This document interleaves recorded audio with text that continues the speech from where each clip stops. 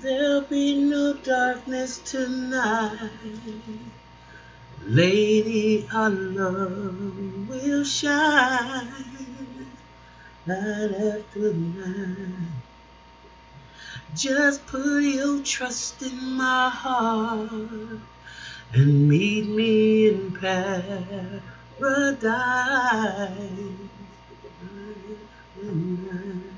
Oh, you're every woman in this world to me. I don't know the words. A treasure time won't steal away. So listen to my heart. Lay your body close to mine. Let me fill you with my dreams. I can make you feel alright. And baby, through the years, this off key. Even when we're old and gray, I will promise you something like that. You will always be the lady in my life. Something like that. That's how it go, y'all. But good morning, good afternoon, good evening. Welcome to the Mental House with me, your host. What is forever? What is forever? You hear a lot of songs. All I want is forever. What is forever? Personally, I think that when you love somebody, it never dies. It may change shapes, may change forms, but it never, ever, ever, ever dies. So good morning, good afternoon, good evening, family. Welcome to the Mental House with me, your host, Khadija. Y'all see I got my wilding out shirt on? Yes, I do. I want to make a couple videos today. The first one I want to talk about was just what does forever mean? And the reason I say that is because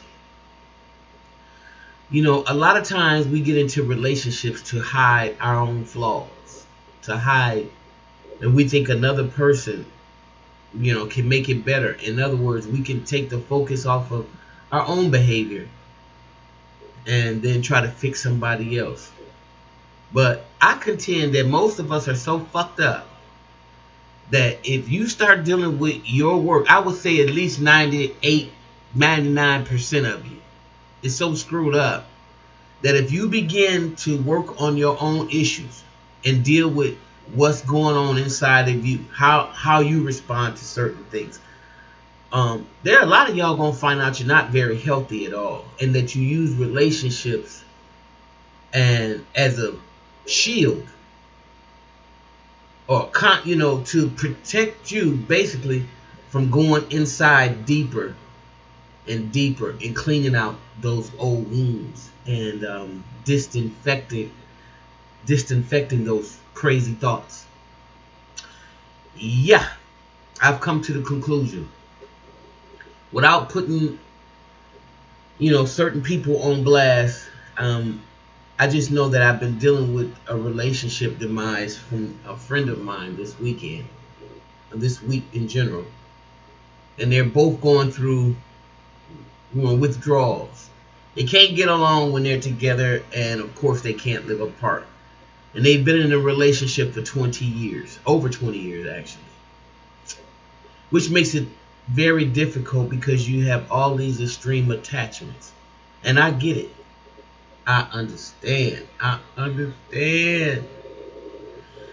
But I think that if your relationship cannot stand a break, if your relationship cannot adjust to, I have to be without this person, can't look at them today, then I think that that's a red flag.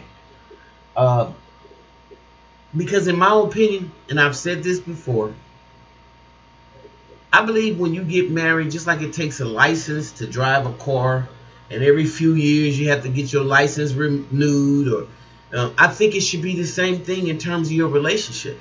And I don't understand why it's not, because in most things that you get a license for, after a few years, you have to go back up for recertification. You have to go back up for reevaluation, reassessment. Why isn't that part of the component in our personal relationships? Somebody please explain that shit to me, because that to me is the most important relationship that you can have. The relationship with yourself and the relationship you decide to share your life with somebody else. After a few years of reevaluation of this relationship, should I stay in it? Should I go? Hell, most of y'all can't make a damn decision because you done already got yourself knocked up in 6 months. You probably already pregnant on your first child. Maybe in 3 years you're working on your third. So it makes it hard to have a clear thinking, or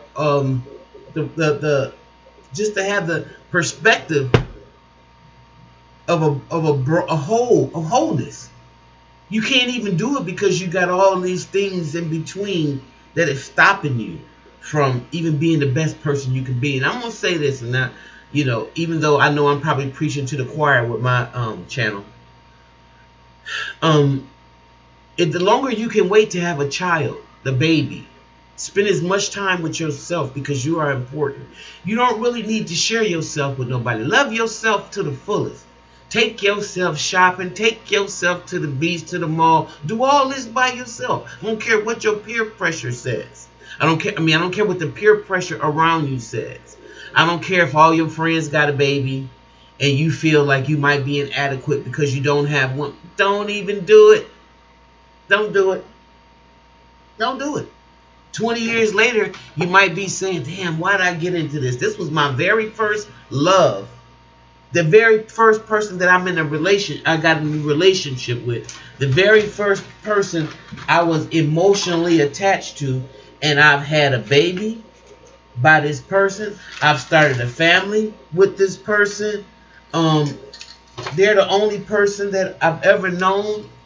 So maybe I'm going to outgrow this person. Maybe variety is the spice of life. Maybe I owe it to myself to at least engage with other people, if not sexually, conversationally, to see if I get sparks from anybody else. Am I just falling for the first person that shows me some attention? That's usually what happens. His coffee is real good. Let me say something. I'm going to give a shameless plug, and I hate to just switch off like this, but Amora, for those of y'all who drink coffee, Lord knows, I've limited myself to 2 cups a day, because I'm already hyper enough. But Amora, y'all got it going on. These beans are so fresh when they send them to you. They're packed so fresh. Packed, shipped. 2-day tops. So you're not getting a coffee that is sat in the store, has gotten stale, has, have 2 months of shelf life before you come and get it. No. This stuff is packed so fresh that it's basically crack in the morning. And I'm really going to have to make some decisions because it's so good. I'm surprised you can't smell it through the TV. Anyway, enough of Amora's shameless plug. I just want to encourage y'all before I come back with another video. But I just want to encourage you, and y'all know who I'm talking about, to not give up on your love. Just don't put so much pressure on it right now. And if it's meant to be, guess what? Y'all gonna find your way back to one another. That's my philosophy. I don't want to be enemies with anybody that I've ever been in a relationship with. Anybody that I've shared love with, I don't want to consider them an enemy unless they really are an enemy. And I have to pray for a spirit of discernment enough to know the difference. Okay? Being emotionally attached to somebody is not the same as being in love with them.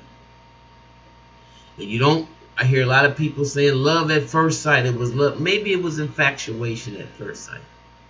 Maybe it was attraction at first sight. But it takes a little while to grow and to love somebody, because you have to know them. And after 20 years, I know y'all know each other pretty well. And I'm sure you're going to make the right decisions about your relationship. And you know who I'm talking about. And I support both of you.